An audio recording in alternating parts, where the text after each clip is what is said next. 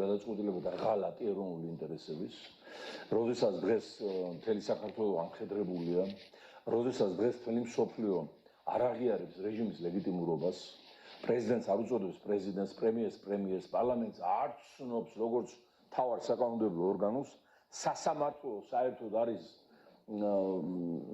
მსოფლიო დემოკრატია და მისი ხოხობი უკვე რა ვიცი, სანქციების კორიენტელშია მოქცეული.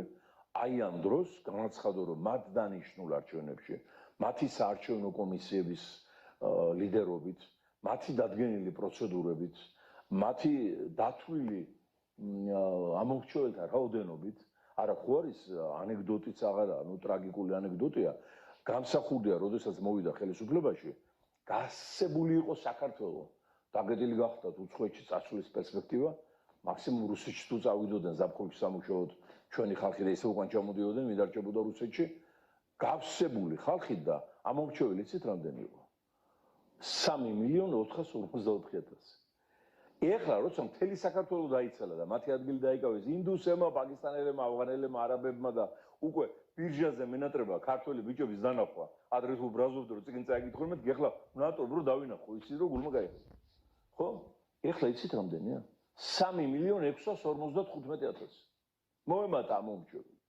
და აი ამ ფორმატით აპირებენ ოპოზიციას წოდებული ძალები, რომლებიც პარლამენტში არ შევიდნენ, მანდატები გაუქმეს, მართალია გვიან შარლ მიშელის დროს რო ეს ეკნა, დღეს რეჟიმი არ იქნებოდა. მაგრამ დაშალეს პანჩატური, გაიქცნენ პარლამენტში შევარდნენ და აგერ სამწუხარო შედეგებს დღემდე მთელი მსოფლიო ასწორებს და კიდევ რა ვითარებაა შექმნილი. ამიტომ ამ არჩევნებში მონაწილეობა არის არა მარტო დანაშაული ღალატი, არამედ გაუგებარია ჩემთვის როგორც პოლიტიკოსისათვის.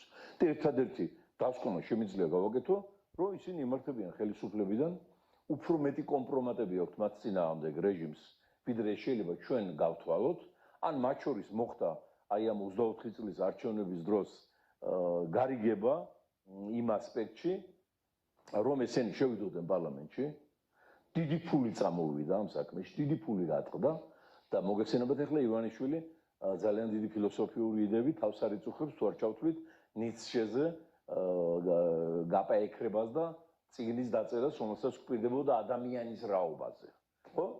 შესაბამისად, არ შეიძლება მათ შორის იყოს რამე იდეური წინააღმდეგობა, დიდი ფულია გატეხილი მათ შორის და ახლა ესენი ცდილობენ არჩევნებში მონაწილეობით ან ჩამოიწერონ ეს ფული, ან გაანახევრონ უკან მისატანს.